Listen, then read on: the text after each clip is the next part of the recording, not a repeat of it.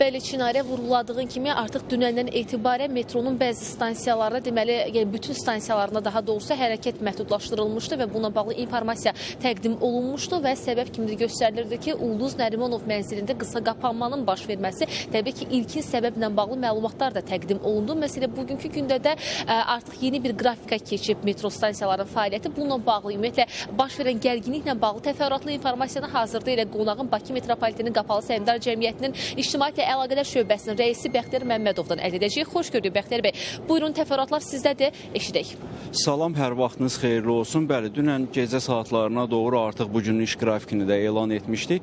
İş qrafiki təbii ki, əvvəlki iş günlərinin qrafikindən fərqlənir. Adətən şənbə günləri tətbiq etdiyimiz qrafikdir. Bunu addımın atılmasının ilk vacib səbəbi sərnişinlərə dayanıqlı, sabit xidməti göstərmək şərti ilə artıq sizin qeyd etdiyiniz dünənki hadisə ilə bağlı birinci dərəcəli vəzifə müfəssəl araşdırmanın davam etdirilməsi, ikinci vacib məsələ texniki işlərin aparılması. Yəni Bakı Metropoliteni araşdırma ilə yanaşı artıq texniki xarakterli tədbirlərinə də başlayıb. Dünənki məlumata, ilkin məlumata əlavə olaraq bildirim ki, təbii ki, Bakı Metropoliteninin qatarlarının hərəkətini təmin edən yüksək gərginlik elektrik yarımstansiyalarından verilir. Təbii ki, həmin istiqamətdə elektrik yarımstansiyasından başlamaqla artıq müvafiq tədbirlərin görülməsinə başlanılıb və eyni zamanda araşdırmalar da həmin istiqamətdən aparılır. Bir məlumatı da qeyd edim ki, dünənləri tüstülənmə də qeydə alınıb və dərhal onun qarşısı alınıb, müvafiq tədbirlər normativlərə uyğun görülüb. Bugünkü günlə bağlı təbii ki, səhər saatlarında gözlədiyimiz sıxlıqlar müşahidə olunurdu. Ənənəvi olaraq Koroğlu stansiyasını xüsusi qeyd edə bilərik. Bu səbəbdən artıq dünənləri sərnişin təhlükəsizliyini təmin etmək üçün ardıcıl qərarlar verilmişdi. Birinci növbədə artıq stansiya girişindən, yəni qapılardan artıq tənzimləməyə başlanmışdı ki, platformalarda əlahiddə sıxlıq müşahidə olunmasın və müvafiq tədbirlər hər hansısa bir sıxıntı olmadan, yəni texniki problemlər yaranmadan icra olunsun. Hazırda eyni zamanda araşdırma da davam etdirilməklə texniki işlər də sürət yığmaqdadır və ictimaiyyətə dövrü olaraq ətraflı məlumatlar təqdim olunacaq. Ən vacibi isə bütün bu hadisələrin yekun nəticəsi olaraq mütləq qaydada şəffaf şəkildə bütün məlumatlar ictimaiyyətə təqdim olunacaq. Bəxtiyar bəy, təşəkkür edirəm informasiyalar üçün, amma bir əlavə sualım da olacaq. Səhər saatlarında Bakı Metropoliteninin Memar Cəmi stansiyasında 9 dəqiqəli bir gecikmə ilə bağlı informasiyalar da təqdim olundu. Bu nə ilə əsaslandırıla bilər? Bunu da sizdən eşit, düzü danışın, tamaşaçılarımız da eşitsin. Elan etdiyimiz qrafikdən kənarlaşma yoxdur təbii ki, amma ənənəvi qeyd etdiyim kimi iş günləri qrafikindən tamamilə fərqlidir. Yəni 50 saniyəyə qədər fərq var.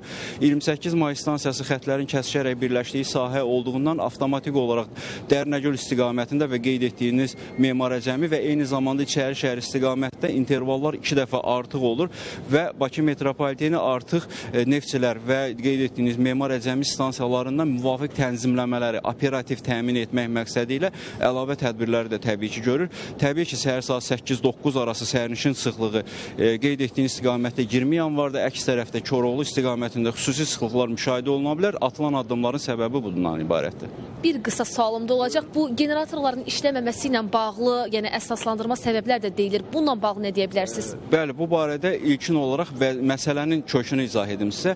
Bakı Metropoliteninin dizel generatorları yalnız o halda işə düşür ki, Bakı Metropoliteninə gələn xətlərdə enerjinin verilməsində məhdudiyyətlər yaranır. Yəni Azərişıq və Azərenerji sistemindən Bakı Metropoliteninə gələn enerjidə məhdudiyyət yaranarsa, artıq dizel generatorlar dərhal qoşulur. Amma bu hadisə tuneldə, məhz həmin enerjinin gəldiyi xəttdə baş verdiyindən, həmin xəttin özündə baş verdiyindən artıq dizel generatorun qoşulması ilə problem həll olunmur. Çünki qısa qapanma qeyd etdiyimizdir və onun da özünün səbəbləri var. Yəni bu halda dizel generatorların işə qoşulması qeyri-mümkündür. Təşəkkür edirəm suallarımızı ətraflı şəkildə cavablandırdığınız üçün. Bəli, elə ilkin səbəblərlə bağlı məlumatları əldə etmiş olduq. Ulduz Nərimanov mənzilində qısa qapanma baş verib, tüstülənmə qeydə alınıb və bununla bağlı da ləngimələr müşahidə edilib, eyni zamanda məhdudiyyətlər tətbiq edilib. İlkin informasiya hələlik bu qədərdir. Texniki müşavirə də keçirilib. Onun da nəticələri ilə bağlı ilkin məlumatlar irəliləyən saatlarda təqdim olunacaq. Onları diqqətinizə çatdırmağa çalışacaq. Sözü yenidən sizə ötürürəm. Təşəkkürümü bildirirəm Rəqsənə. Bu məsələ ilə bağlı ətraflı məlumatı tamaşaçılarımızla bölüşdüyünə görə indi isə digər bir məsələdən danışacağıq.